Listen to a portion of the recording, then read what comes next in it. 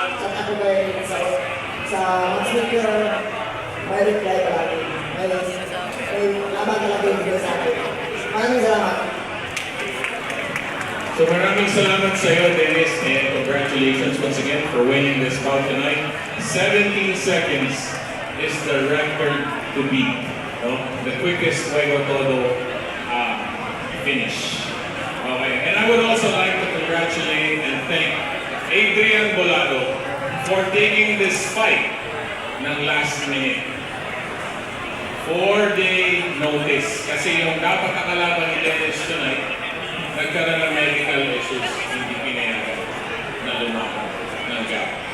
So Adrian Bolado, he stepped up to the plate, and I would like to thank him and congratulate him for being very brave na tanggapin yung challenge. But then unfortunately, he wasn't the better man tonight.